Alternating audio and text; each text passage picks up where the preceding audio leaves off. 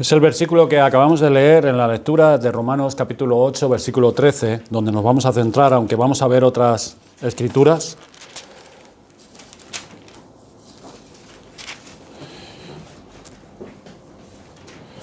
Dice así la palabra de Dios: porque si vivís conforme a la carne, moriréis. Mas si por el Espíritu hacéis morir las obras de la carne, viviréis.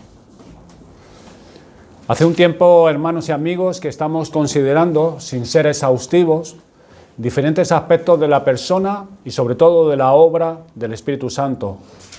Acabamos el día anterior cómo el Espíritu de Dios nos guía para conocer y hacer la voluntad de Dios en nuestra vida. Y vimos varios pasajes donde se nos enseña esto para asimilar estas cosas, para que seamos entendidos, dóciles y dependientes de Dios para ser guiados a hacer su voluntad por su palabra. Vamos a profundizar cómo el Espíritu Santo nos ayuda para hacer morir el pecado. La semana pasada estaba conversando con mi esposa y con unos hermanos y no sabía muy bien si este domingo predicar acerca de cómo el Espíritu Santo nos ayuda a orar o si la obra del Espíritu Santo en mortificar nuestros pecados.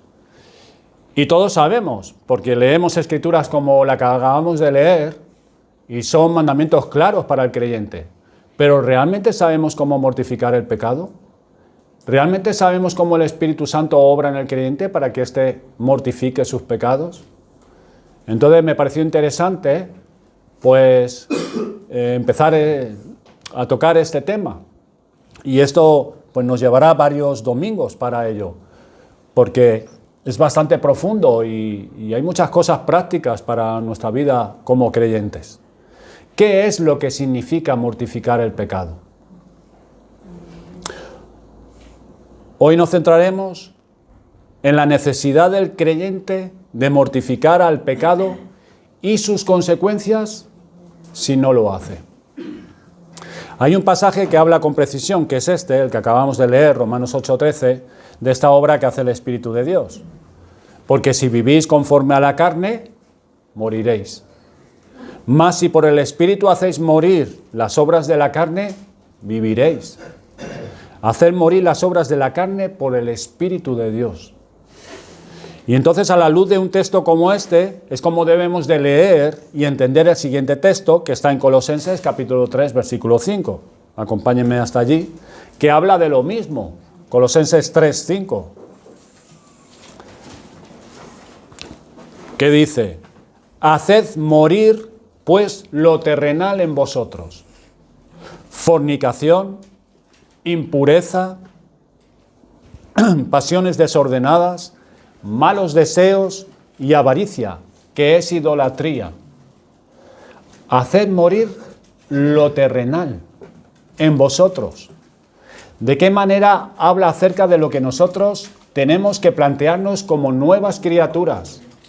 Como siendo ahora nuevos hombres y nuevas mujeres en Cristo, tenemos que hacer morir lo terrenal que hay en nosotros.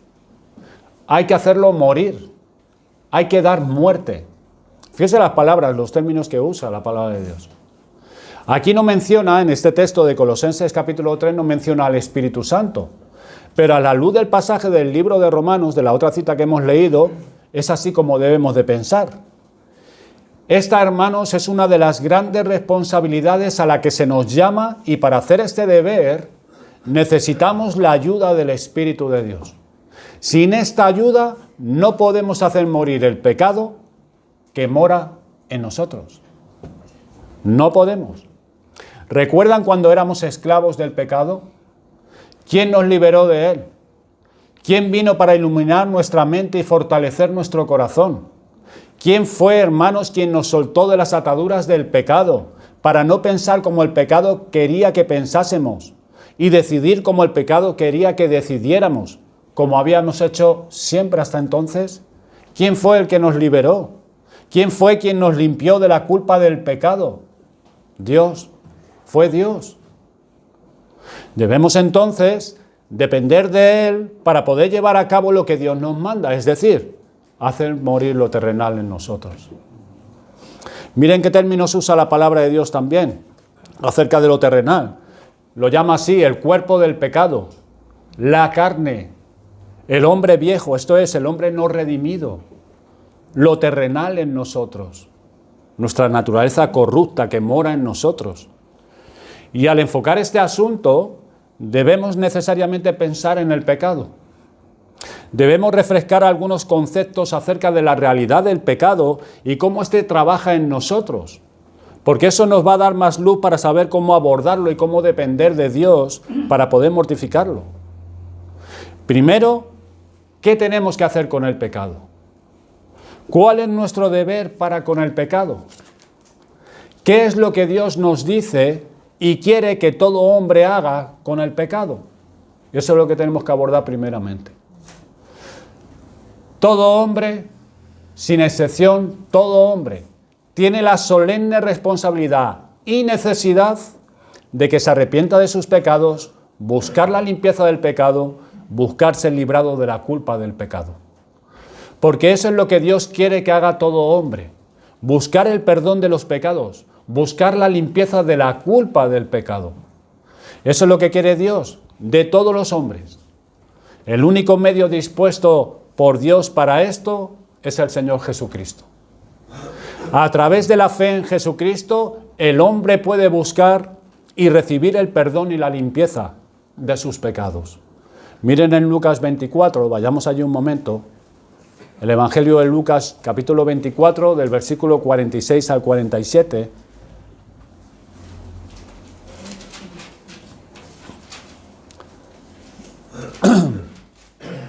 Y les dijo Jesús: así está escrito y así fue necesario que el Cristo padeciese y resucitase de los muertos al tercer día, y que se predicase en su nombre el arrepentimiento y el perdón de pecados en todas las naciones, comenzando desde Jerusalén.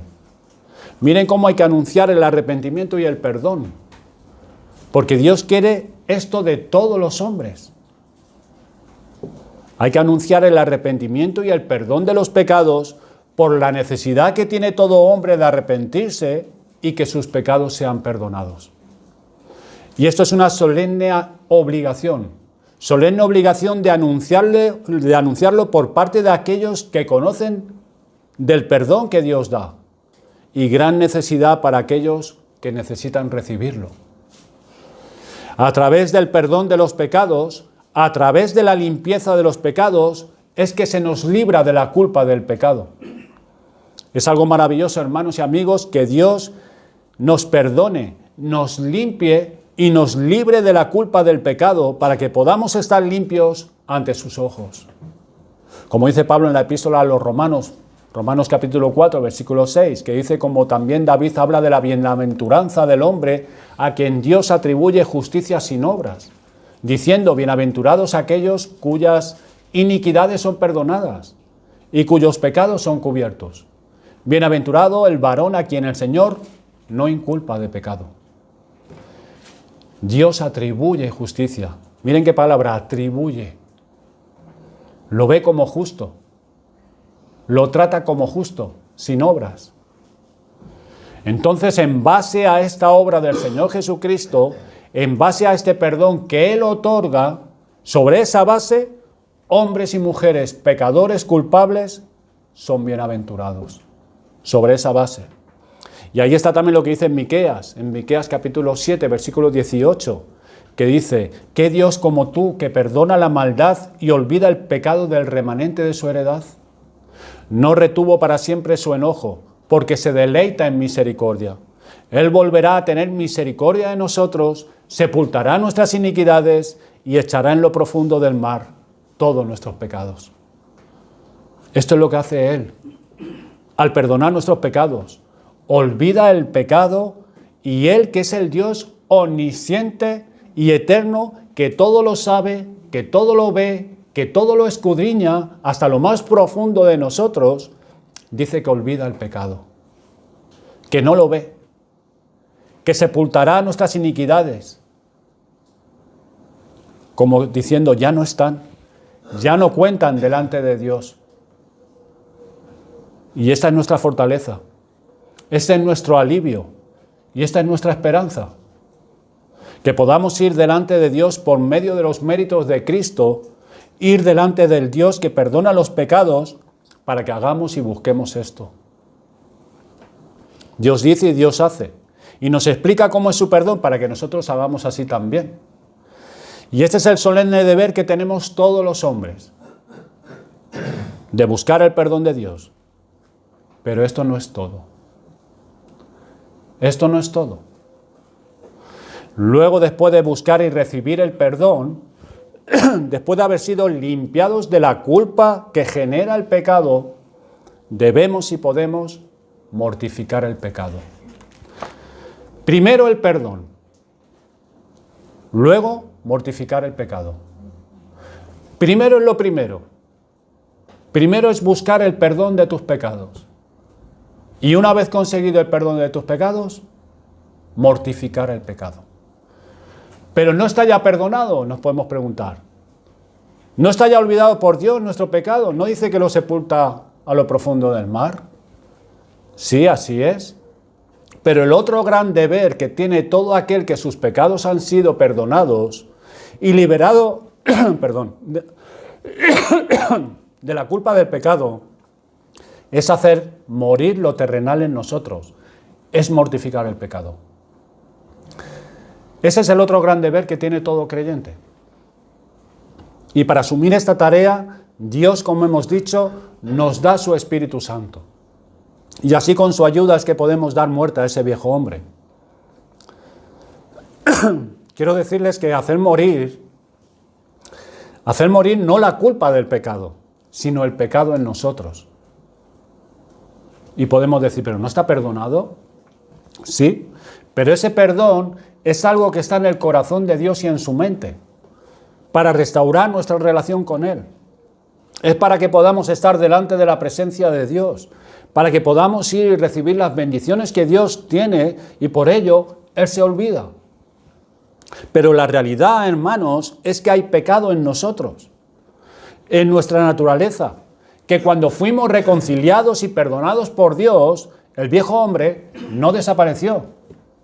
El viejo hombre sigue aquí, en nosotros. Con el perdón de Dios, la culpa es quitada, pero no el viejo hombre en nosotros.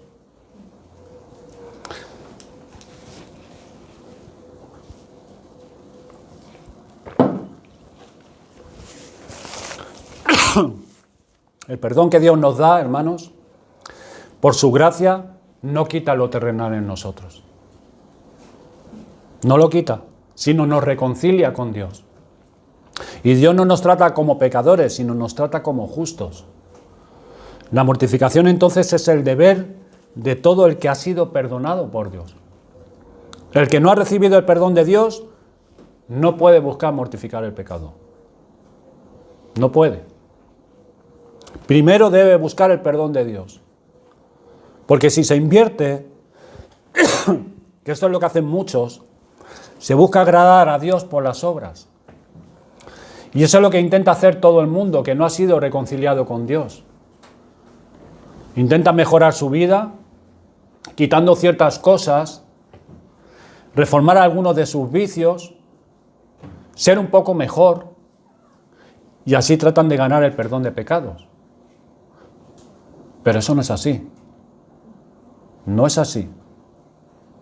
Dios ha venido a salvar pecadores, hombres y mujeres que necesitan el perdón de sus pecados, que no pueden más con sus pecados y saben que son culpables. Pero primero, antes que nada, buscar el perdón de sus pecados, buscar ser reconciliados con Dios, no intentar ser mejor, no intentar reformar tu vida y dejo esto y esto. No tratar de leer la Biblia, orar, ser mejor para ver si así quizás Dios está más grato hacia mí, porque hago estas cosas. Estos son medios ordinarios que Dios pone a nuestro alcance y hemos de usarlos, pero no para alcanzar el favor de Dios, ni su perdón por medio de ellos. Son necesarios, porque es por la fe, es por el oír. que viene la fe. La fe viene por el oír la palabra de Dios. Pero no son esos medios en sí, no nos van a dar el perdón de Dios. Pero es lo que hacen muchos. Pero todo aquel que ha recibido el perdón de pecado tiene que considerar esto otro, que es el mortificar el viejo hombre, porque es lo que Dios quiere, es lo que Dios manda. Hablar del pecado es hablar de algo familiar entre nosotros, muy común en nosotros. Con frecuencia lo decimos, pero puede que no le demos la importancia necesaria. Puede que estamos perdiendo el respeto a una realidad como esta. Pasajes como Romanos 8:13 nos puede llevar a que nos tomemos en serio acerca de la mortificación del pecado. Entonces es una cuestión muy importante que tenemos que considerar, porque ahí está nuestra vida o nuestra muerte. Por eso, para tratar de recordar algunos asuntos serios que está detrás del pecado, me ha parecido traer algunas ideas que enseña la Biblia por si no tratamos con nuestro pecado. ¿Qué puede suceder a cualquier creyente que no se toma en serio buscar la ayuda del Espíritu Santo para mortificar sus pecados? Y vamos a ver algunos pasajes. Vayamos a Mateo 15, versículos del 18 al 20.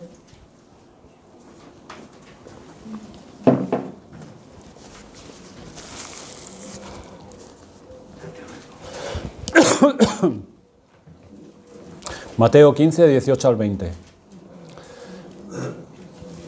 Dice así la palabra de Dios. ¿No entendéis que todo lo que entra en la boca va al vientre y es echado en la letrina? Pero lo que sale de la boca, del corazón sale.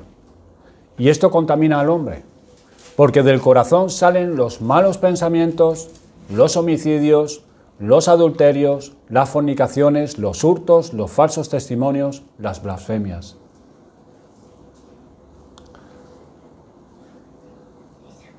No vamos a meternos con la disputa que tenía el Señor Jesucristo con algunos allí, pero sí vamos a considerar la realidad de lo que sale del corazón del hombre, lo que sale de todos los hombres, incluso de aquellos que ya han sido perdonados por Dios. Lo que sale del corazón de los que ya no tienen culpa delante de Dios. Dios los toma como justos cuando nos reconcilia por medio de la fe en Jesucristo, y Dios nos toma como justos, pero no nos hace justos. Dios no nos hace justos. Nos toma y nos considera como justos y nos trata como a justos. Pero la realidad, hermanos, es que no somos justos. Dios nos ve como justos.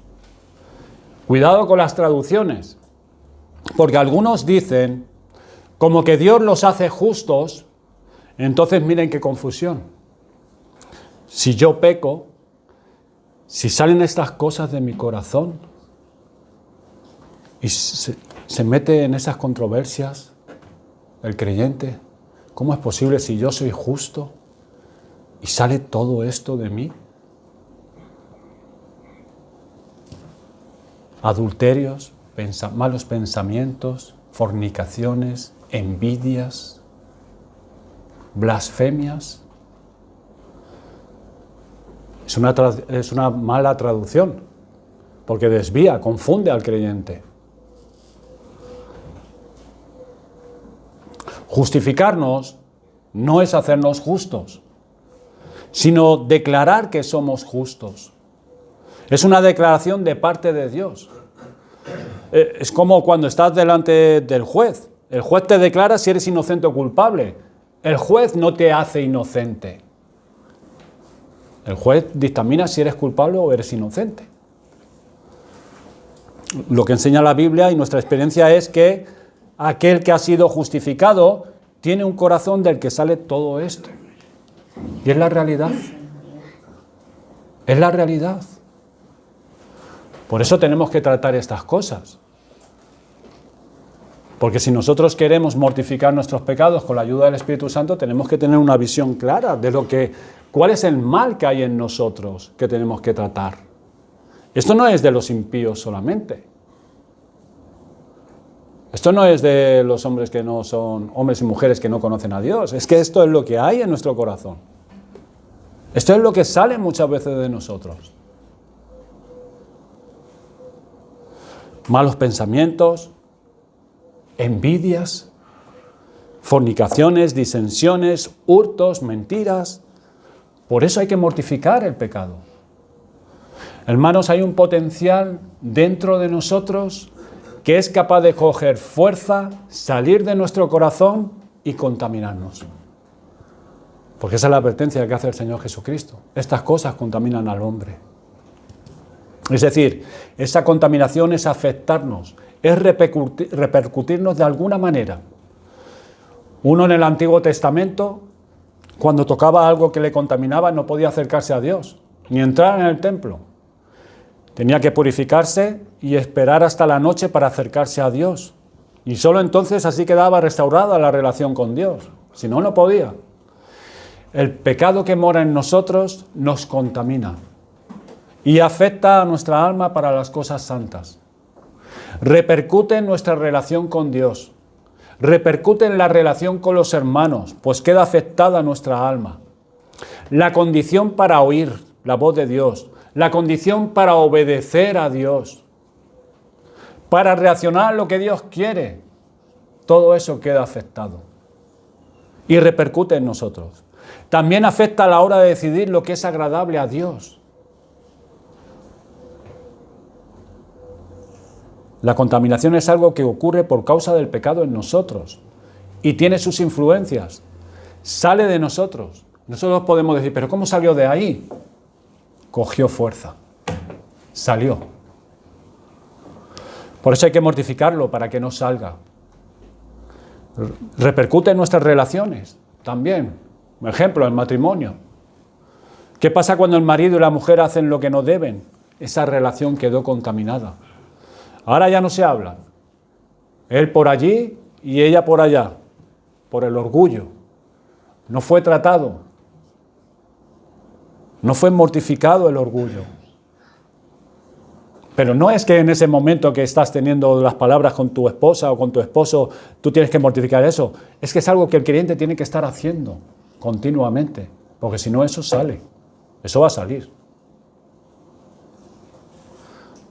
No mortificaron el orgullo, no mortificaron la soberbia, no estaban mortificando esos pecados.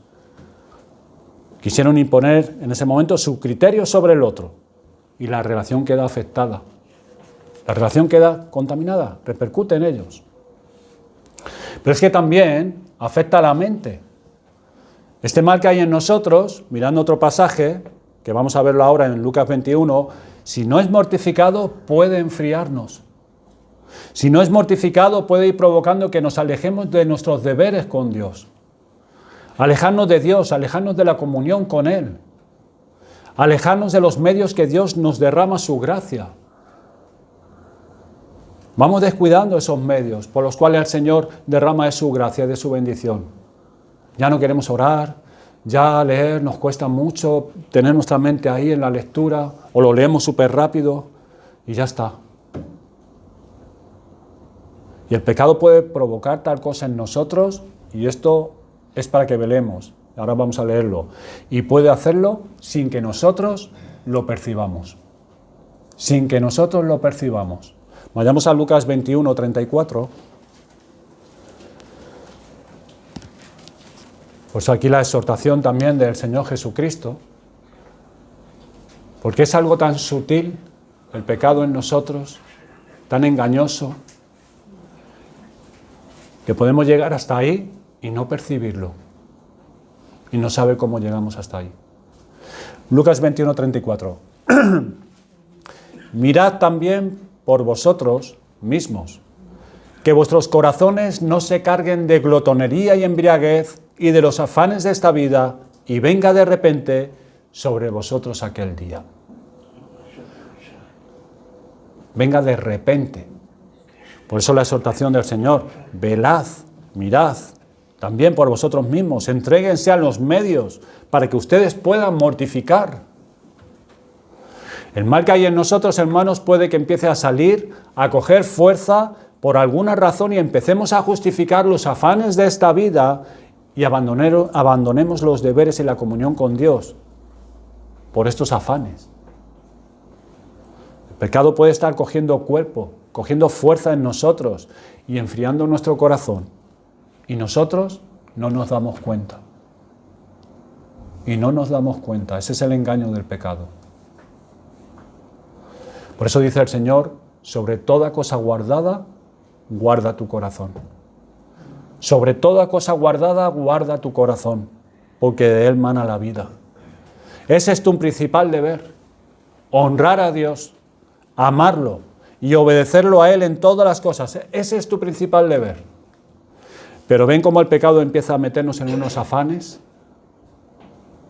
y luego justificar esas cosas. Es que no tengo tiempo. Y alteramos el orden.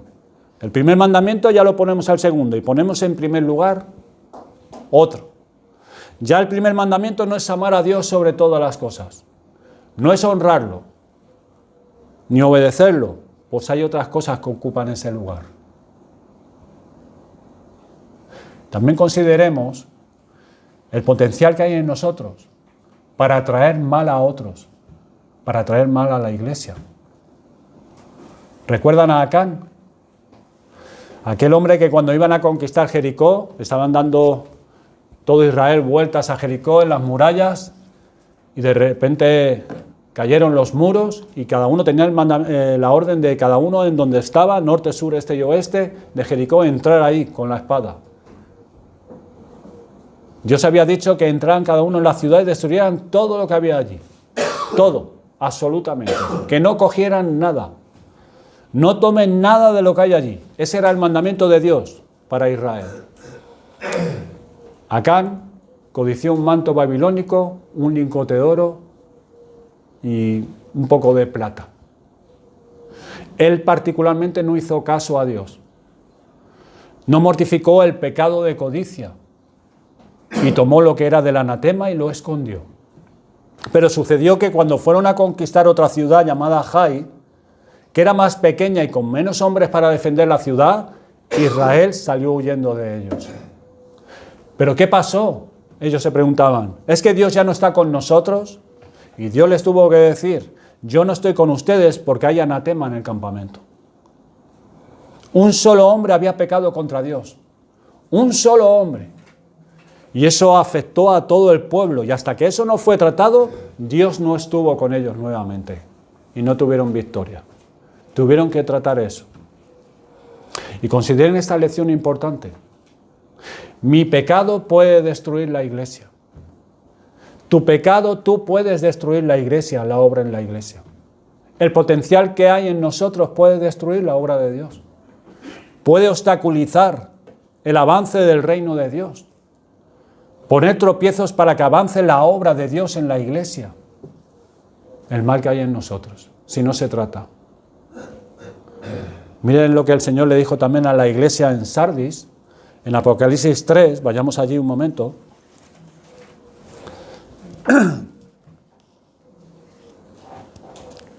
Apocalipsis capítulo 3, versículos del 2 al 4.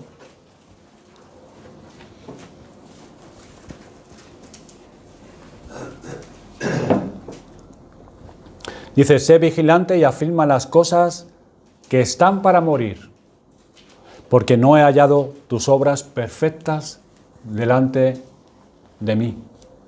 Fíjese lo que le dice, sé vigilante, afirma las cosas que están para morir. No he hallado tus obras perfectas delante de mí. Luego le dice, acuérdate de lo que has recibido y oído y guárdalo. Y arrepiéntete, pues si no velas, vendré sobre ti como ladrón y no sabrás a qué hora vendré sobre ti. Pero tienes unas pocas personas que no han manchado sus vestiduras y andarán conmigo en vestiduras blancas porque son dignas. Miren en esta iglesia el caso que se está planteando. Solo unas pocas personas en esa iglesia estaban mortificando sus pecados.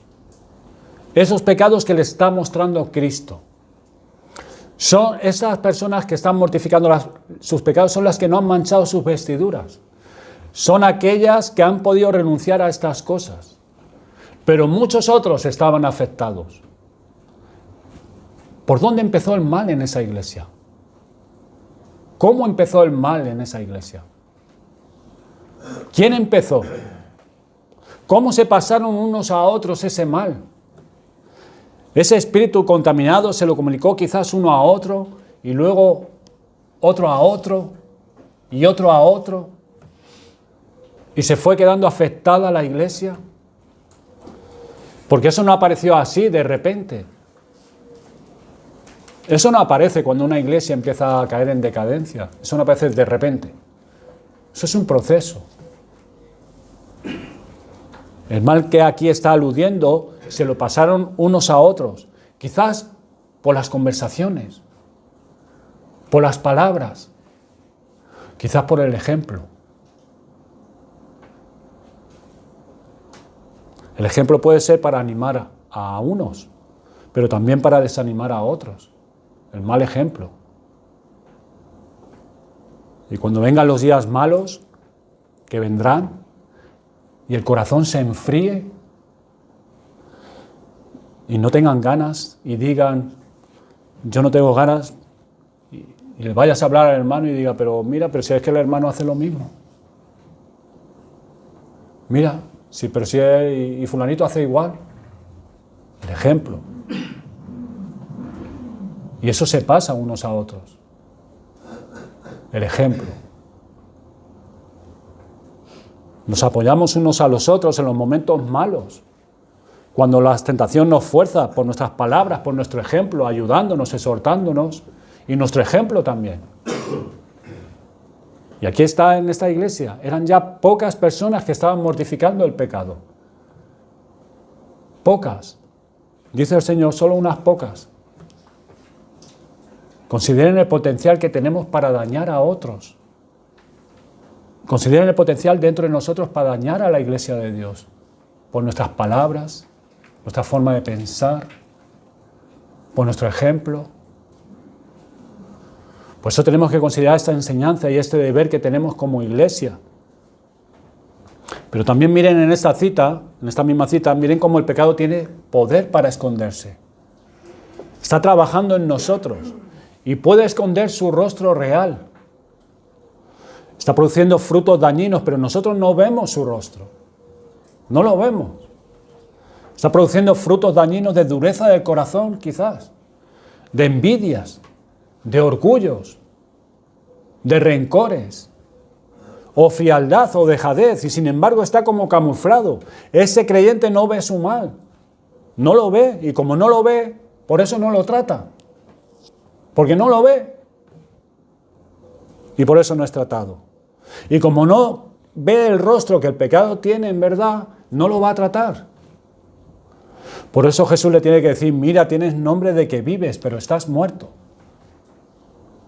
Estás muerto. Pero ellos no lo veían así. Por eso el Señor le dice, sé vigilante, afirma estas cosas. Acuérdate de lo que has recibido y oído. Arrepiéntete. Él se tenía que decir a sí mismo estas cosas, el creyente.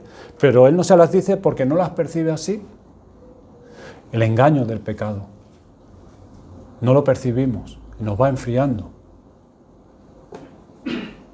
Frialdad para las cosas del Señor. Y no lo percibimos. O para decidir bien lo que el Señor quiere.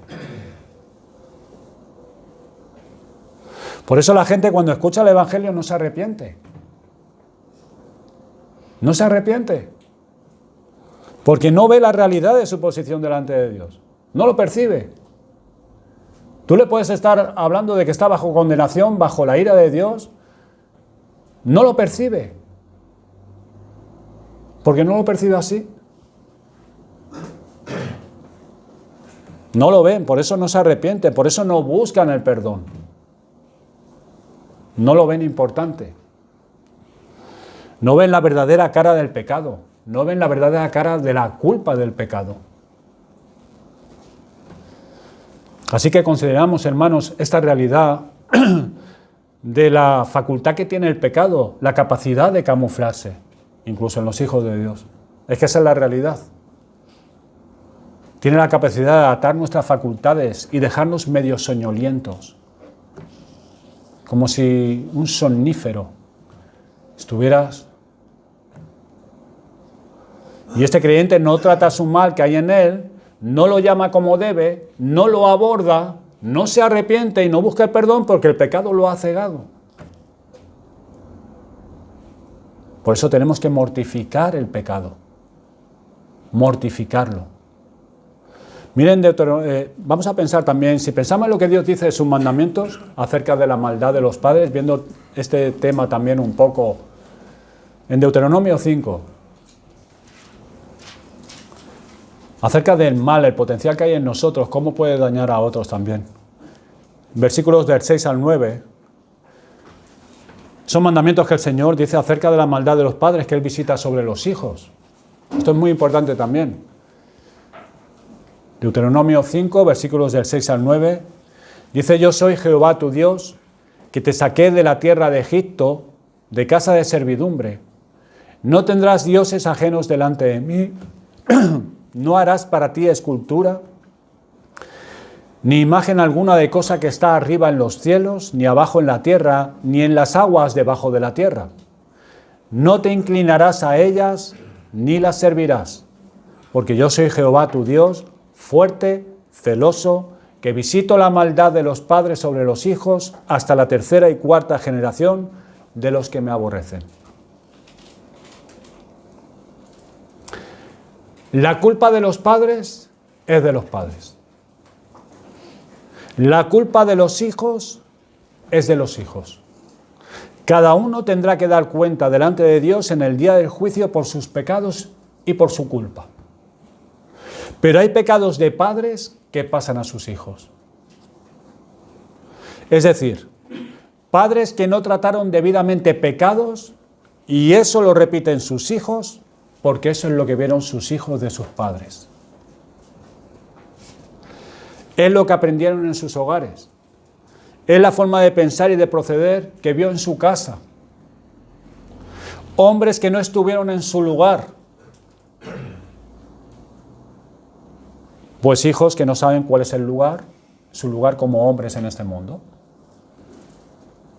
Mujeres que no sabían sujetarse, siempre discutiendo y queriendo dominar en el hogar, y entonces esas hijas no saben ahora sujetarse a sus maridos porque es el ejemplo que vieron en su madre y es lo que aprendieron. Tanta pelea en el hogar. ¿Y qué aprendieron sus hijos? ¿Qué ejemplo observaron en sus padres? Así que qué importante esto también, para que lo consideren los padres. Padres, mortifiquen sus pecados, porque hay pecados que pasan a sus hijos. A lo mejor esos hijos reaccionan y no quieren andar por donde andaron sus padres. Y sabemos que hay hijos que dicen que no harán lo que sus padres hicieron, pero lo que ellos criticaban de sus padres, terminan repitiéndolo. Adoptan ese rol y lo repiten luego en sus vidas. Cada uno tendrá que dar cuenta por su pecado y por su culpa. Pero piensen en esto, nuestra solemne obligación de mortificar nuestros pecados, porque también ocurre esto, y esto es una realidad. Lo vemos en nuestra experiencia a nuestro alrededor, y es lo que dice Dios en su palabra. Dios nos perdona en Cristo por su gracia. Dios nos perdona y nos quita la culpa del pecado por la fe en Jesucristo. Sin embargo, no todo está hecho. No todo está hecho. Y tenemos que empezar por ahí, viniendo siempre a Dios por medio de Cristo a que nos limpie de nuestros pecados. Viniendo una vez y otra vez y otra vez. Y así siempre. Siempre. Pero además de eso, es imprescindible buscar la ayuda del Espíritu de Dios para librarnos de toda esa obra que aún puede hacer en nosotros el pecado, que es una realidad que mora en nosotros y que se manifiesta si no lo tratamos y no lo mortificamos. Se manifiesta en tu relación con otros, en tu comunión con el Señor. en la iglesia. Porque miren, hermanos, el potencial del mal que hay en nosotros y las repercusiones que tiene en nuestra alma, en los que nos rodean, en nuestros hijos. Hay en nosotros un potencial grande para hacer daño. Pero recuerden, hay uno muy superior al pecado, que nos ha sido dado para poder mortificar el pecado, el Espíritu de Dios. El Espíritu de Dios que nos habilita completamente para que podamos hacer esto. Y el pecado no se salga con la suya en nosotros. Por nosotros mismos no podemos. No podemos. Pero hay uno más poderoso que el pecado. Y Dios lo sabe y por eso lo ha enviado. El Espíritu de Dios. Para consolarnos, para guiarnos, para fortalecernos, para que el pecado no se enseñoree de nosotros. Y podamos nosotros vivir en esa obediencia a Dios por cuanto nos ha dado su Santo Espíritu. Que podamos también en esta mañana apreciar al Espíritu Santo, su persona, su obra. Hermanos, tenemos un gran mal todavía dentro de nosotros, pero tenemos un gran amigo con nosotros, al Espíritu Santo. El Espíritu Santo nos puede librar, nos puede ayudar, nos puede guiar. Habiendo visto la importancia de la mortificación del pecado, también nos tiene que mover a estar agradecidos a Dios. Y demos gracias a Dios por esta inestimable ayuda, el Espíritu Santo. Hermanos, el próximo domingo veremos qué significa mortificar el pecado, pero quiero dejarte con este pensamiento y con estas ideas en tu mente. Si eres consciente del potencial del mal que hay dentro de ti y si lo estás tratando. Si lo estás tratando, verdaderamente. Porque de nada vale saber que hay mal dentro de ti, pero ¿lo estamos tratando? ¿Estamos mortificando ese mal, ese potencial que hay dentro de nosotros? ¿Estamos dependiendo de la ayuda y el poder del Espíritu Santo para ello?